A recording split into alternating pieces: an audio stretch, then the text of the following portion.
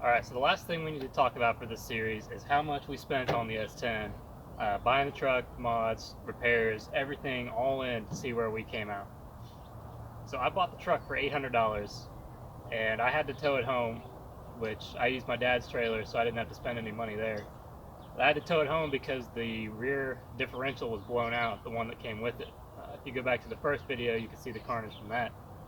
So buying the truck and getting it home was all about $800 since I didn't have to pay for the trailer. Getting a ZR2 rear axle to upgrade from the factory one was $300.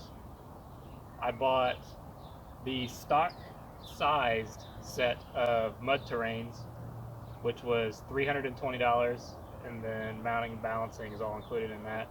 They were on sale for a really good deal, brand new from Walmart's website. I know they're not like that all the time, but I got lucky there. The LED lights in the front of the truck, they're really nice ones, were $92, and they came with the wiring kit and everything. The rear LED lights were $18, and I just tied them into the reverse lights here, so I didn't really use a wiring harness for that. Just some spare wire I had laying around, like a lot of people will. And then that's all fused through the truck and everything, so that's okay there. Let's see. The sound system, let's start with the radio.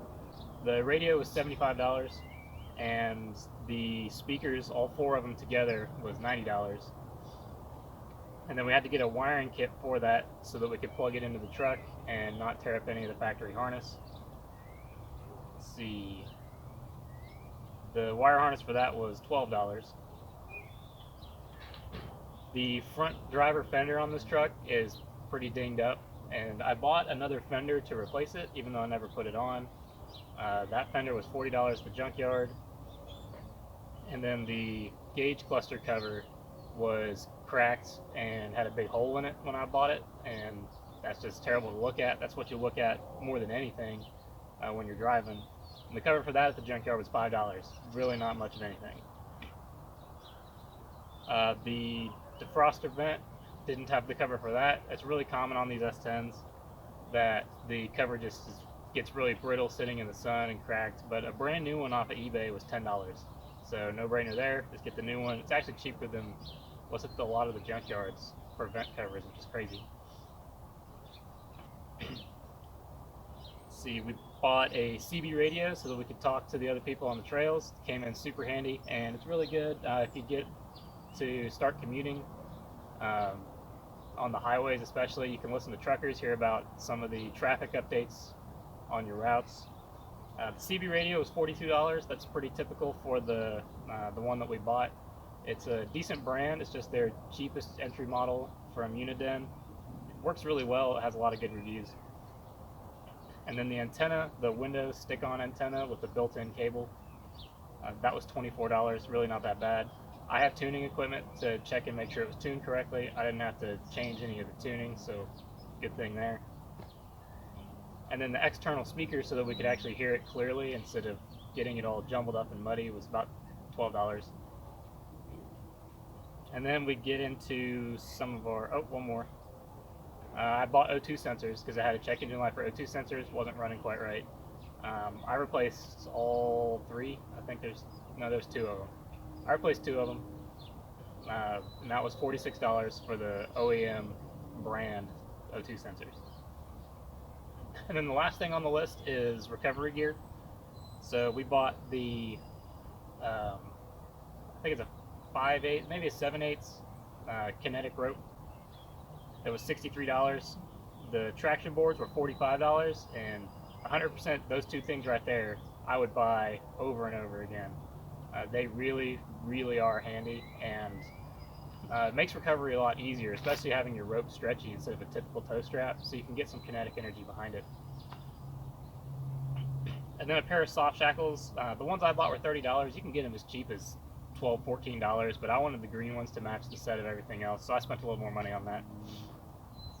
I bought a really nice air compressor, a 12-volt air compressor for $63. It's really, really quiet, and it works really well even on my 35s that I have on a different Jeep that I tested it on. And then the last thing is the air down tool, because you're going to want to air down every time you go out on the trails, really get as much traction as you can. and that air down tool in the kit with the extra valve cores and the cap covers and a couple other things was $30. So our grand total for the build here, if I can switch over,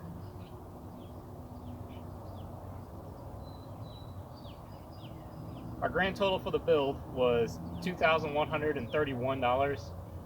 All my prices I rounded up when there was a like $10.50. I rounded that up to $11. So rounded up, everything was $2,131. But all of the recovery gear is stuff that we're going to be able to keep and transfer into the next project. And that's something you can keep in mind too when you're starting to get into this, is some of the things you buy for the rig you have now can be rolled into the next one. And one of the most expensive things you can roll into the next one is if you buy aftermarket wheels and tires for your rig. You can just keep the stock ones outside behind your house, next to your garage, wherever. So then when you go to sell it and move into something else, you can keep your nice wheels and tires. So we're keeping almost $300 worth of stuff, which brings our total to about $1,800.